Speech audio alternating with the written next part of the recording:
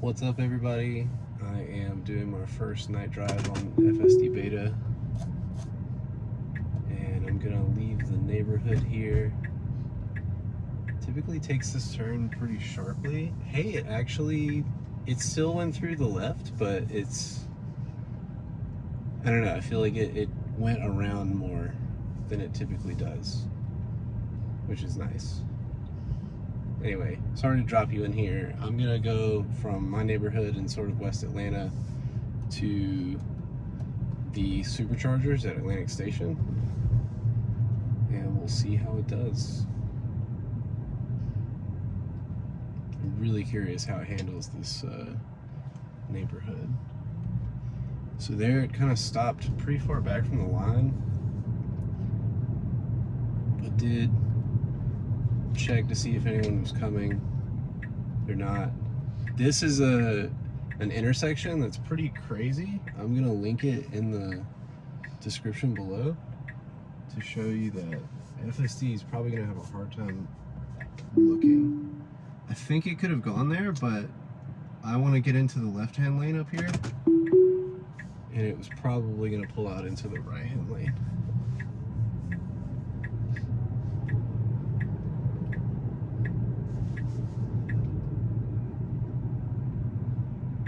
Don't think it knows it needs to be in this turn lane right now. Yeah, that's why I disconnected or disengaged. So yeah, I really think that Beta, there's a phantom braking event and needs to go up at least to the line here. Okay, it's being really cautious. We do have a green. I'm gonna go ahead and hit the accelerator so that it knows to go. It's acting like crazy right now.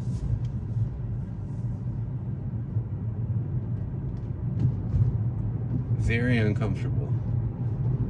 Very uncomfortable. Some videos that I ended up not posting online, I've been sort of complaining about how jerky every motion is. It's something that I feel like doesn't get reported often on YouTube.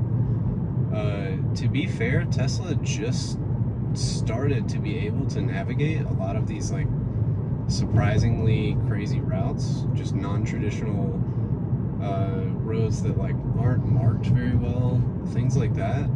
So the fact that they're able to navigate them at all is honestly really impressive from a developer point of view. But as a user, I feel like FSD Beta is still terrifying. And it's not uncommon to hear from people that, like, you know, that they wouldn't feel comfortable in a taxi or something like that. Really cautious how it ends up taking this. Did it really well, okay. We're still going arguably pretty fast for these roads, at least for the turns. Yeah, I believe on a video I commented on recently, someone said that their wife said if FSD were a taxi, then they would get out and walk.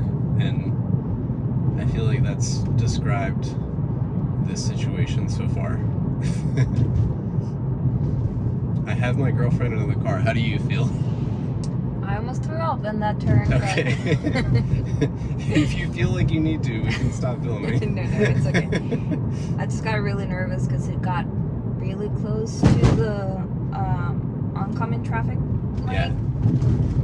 And I don't know if it was like my perspective from the passenger seat and you felt comfortable in the driver's seat. But it felt really, really close. Yeah. It's also wiggling a lot here.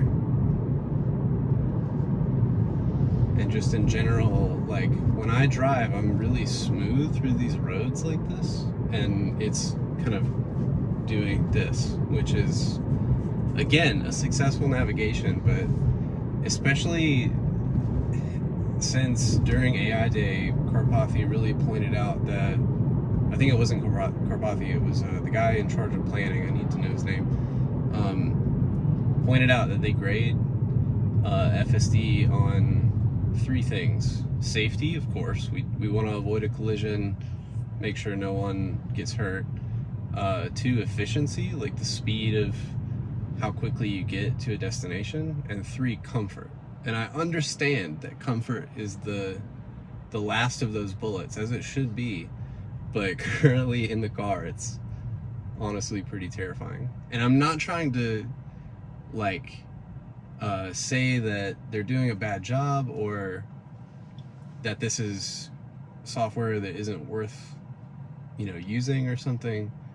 I do think that it's not worth using as a user, and I'm really hoping that they can fix these sort of like human-computer interaction issues before they go live.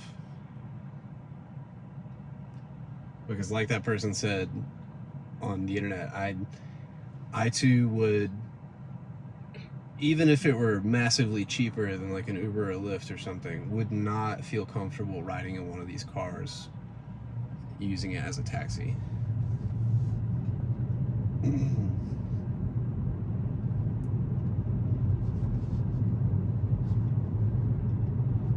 this, I'm curious to see how it does. Okay, that's another disengagement. I did see someone turn into oncoming traffic on the internet in one of those situations recently where the guy just kind of let it go. I'm keeping my hands right here, so if it does anything that's dangerous, I'm gonna take over pretty quickly. I am like letting my hands loose so that the wheel can actually do its thing. My first video caused a lot of disengagements by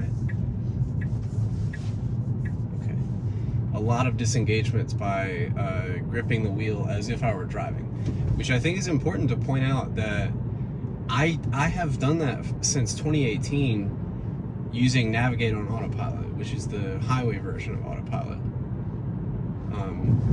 I mean, I understand that in highway scenarios there aren't as many maneuvers that you need to do that, you know, are like really heavy on the wheel, but they've made that software so smooth that you can drive. Like the way I've always described it to people when they say, you know, what if you have to take over, or, you know, what if you want to do something that it hasn't thought of doing? Like, how hard is it to take over from autopilot? And I've always described it as a really simple maneuver, because all you have to do, it's interesting, it sort of waited on itself, because all you have to do is just sort of correct it, and it will, sometimes you can correct it without disengaging, which I've really found nice. But anyway, with FSD, I feel like the movements it makes are so jerky and inhuman that you can't really grip the wheel if you want to test the software. I've gone back and forth between actually gripping the wheel and sort of giving that data back to Tesla on how non-smooth their curves are, and just sort of letting it do its thing and fixing the, you know, major issues. And I do think it depends on the context. This drive is specifically for FSD Beta and also an errand, but if I were like driving, you know, to go somewhere, like the last video was to a soccer game, and, you know, I want to make sure that when we're in heavy traffic like that we're driving properly and not letting it do its thing. So I don't know, in some videos you may see me grip the wheel as if I were driving, and in this one I'm kind of hovering over it with my palms on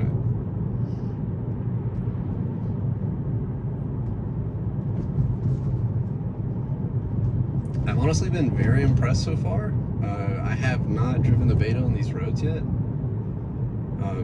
but at the same time, like Adela was saying earlier, it's been pretty scary in certain scenarios. I think there was a really tight left back there that, like she said, it got really close to the double yellow line on the left, and I would have taken over if it actually put some wheels on the double yellow.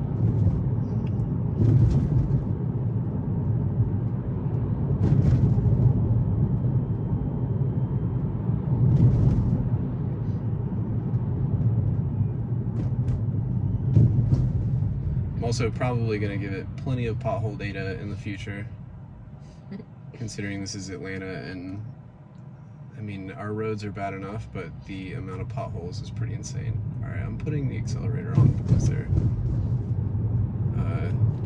just didn't really want to go that quickly out of there. I do have the follow distance on max, so when we hit Navigate on Autopilot, if we do this drive, have it on 7, and I have FSD Beta on chill, because I had a lot of issues with not necessarily just the car kind of wanting to come out of stop signs pretty quickly like we did in the neighborhood, but also let's see how it does this. This is interesting. This is almost exactly how I would do this. I'm gonna be helpful to the person behind me and disengage and get as close to them as I can. Yeah, it would be nice if they got up closer. I don't know how much you'll be able to see in the video, but there's a massive truck. Okay. I'm gonna go ahead and do this maneuver just to get us forward. But I'm honestly really impressed with the placement of the car. That was exactly where I try to be. And just like I disengaged and showed, I would prefer to be a little closer. So we're taking this on-ramp and hopping onto the highway here.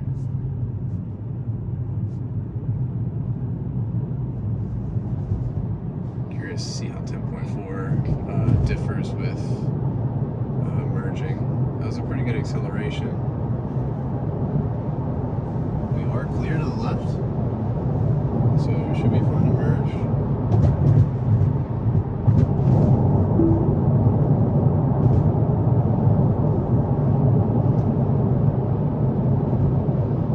This is now going to be mostly me at this point. I do have a Navigate on Autopilot set to where I command the car to change lanes. I didn't think about that before this video, so my apologies if anyone wants to see it pick these lanes. But I've driven this way since 2018. It's been really, really helpful because, again, the car does a really good job of like keeping distance and knowing how to change lanes, how to take curbs. Shout out to Ford. But sometimes it's like really crazy with the amount of lane changes it wants to, especially if it's trying to get around a car where, you know, an exit is like, you know, half a mile or something. Like, we don't need to pass anyone if our exit is upcoming. I'm gonna go ahead and turn up the speed because no one goes 55 on this highway.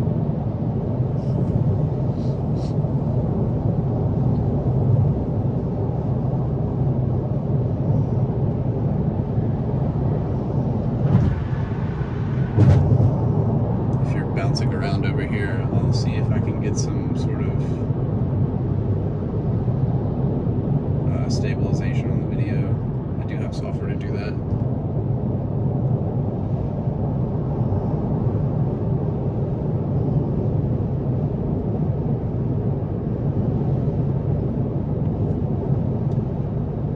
This right-hand lane change that's coming up is going to be an interesting one. It's pretty difficult to navigate as a human.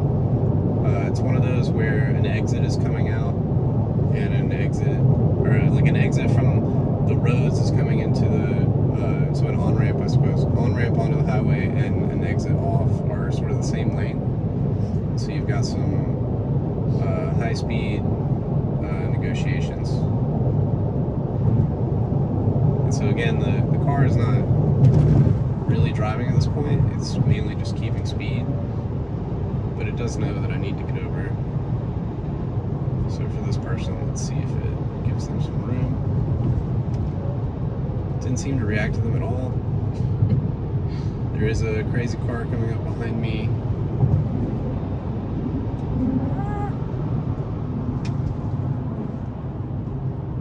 This is a new sort of lane painting situation, so it did get confused whether we were in a single lane or not. So I just took over there and made sure we navigate through crazy Atlanta roads.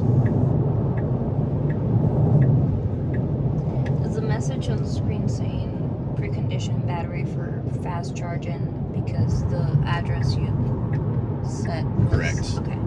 That's cool. Yeah, basically the battery does need to be warmer if you want it to go fast.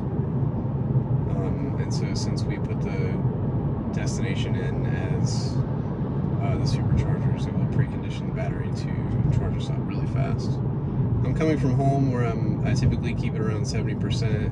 We're fine. This is one of those incredibly uncomfortable things I was referring to. Well, that curve over there is like super uncomfortable, even if you are driving. Yeah, but you typically, I agree, but I would also wager that you, typically in that situation, you would slow down a lot prior to, in fact, I'm going to lower the speed here just because we're in uncomfortable territory. You slow the speed down and then sort of adjust like you turn at a comfortable velocity and then accelerate out. Whereas what the car was doing was, I think it sort of panicked when it realized it didn't have a smooth turn.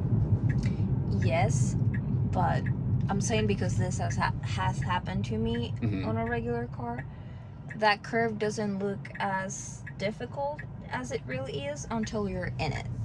So that's true. It is one of those, yeah, for sure. All right, I think we're at our destination, so I'm gonna take over. And yes, for anyone who hasn't visited Atlanta, gone through the city, this is Atlantic Station. It's a nice little mall, and there's some brand new V3 superchargers here, as well as the original V2 superchargers, or V1, whatever you want to call them, I guess, that were the first in Atlanta, to my knowledge. There may be, they may have put the service center ones and things like that first, but as far as commuters go, those are the first ones on the left. We're here though. I'm gonna stop the video. Thanks for watching.